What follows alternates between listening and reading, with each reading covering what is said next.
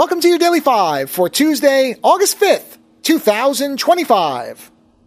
If you are a fan of bad movies or B movies or whatever term you want to use, because now the term is kind of fluctuating as more and more people are getting on board with these movies that are of a lesser quality or of a different quality than what you might see in your local multiplex as a AAA film, a multi-million-dollar Spielberg film.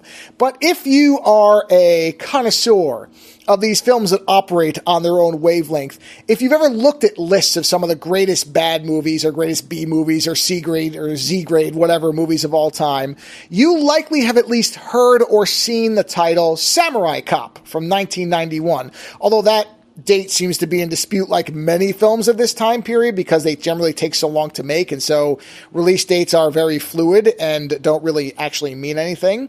But again, that title, Samurai Cop, or maybe even the poster, where there is an individual in a biker helmet holding a sword, or a painted one where there is a decapitated head by a police officer with a sword, you have probably seen something about this movie. It is considered a B movie or Z movie classic. Now, interestingly, I've never seen it. And so I put it onto the wheel for Lando and I to watch, and we finally got around to actually watching it. It came up as an entry. And if you've seen anybody make any type of commentaries on this, if you've seen like Red Letter Media, I think has talked about it in multiple different videos, then you roughly have an idea of why it holds the place that it does. And there's really nothing in my review today that's going to dispute any of that. But the interesting part of the film, once we got to the end of it, was that Lando and I had different reactions to it. Not vastly different. We both had a good time with it. But I think Lando had a better time with it than I did, which is strange because this is normally my type of film. But I think it was a combination of things for me. One, the amount that this movie gets mentioned, if you like these types of movies. You will hear it again and again held up as one of these types of movies that you just must see.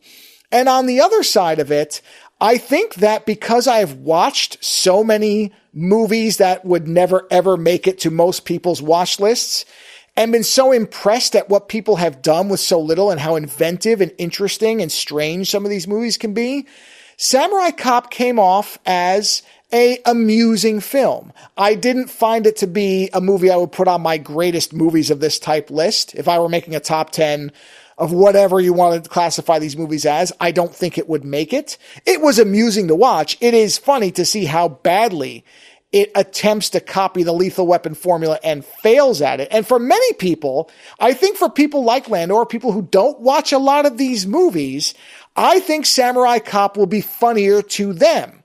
But I think at this point, weirdly enough, I have been exposed to so much of this stuff that a lot of its comedic value just didn't really land as hard for me. Now, that is not to say that I didn't have a joyous time just relishing how inept the film is. And you really do. There are genuinely very funny parts. And if you have any sense of how filmmaking is done, you will get 80 times more out of it because you will just see how many basic level mistakes are made.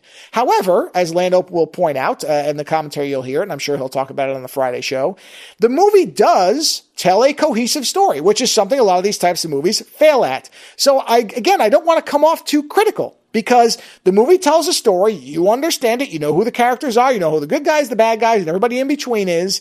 It is genuinely funny at certain points. It is highly amusing in the way that it doesn't know how to make a proper movie, or more accurately, how the director clearly understood that certain movies were popular, but couldn't figure out the context around how to actually make his movie effective the way they were. And that's partially because there was never going to be a budget for it. But I have seen good movies made with minuscule budgets. If you know what you're doing, it can still be done. No, the failures in this, in terms of the technical filmmaking, are well documented. They are accurately, legendarily bad, and they are often, at the very least, charming while you smirk at it, and sometimes they are legitimately funny. So I don't want to make it like I'm not recommending this movie. If you've heard of Samurai Cop and you've been interested, you should watch it. It will be an entertaining time, whether you watch it yourself or better yet with other people who will be confused by it, and you can just kind of laugh at their confusion and the movie itself.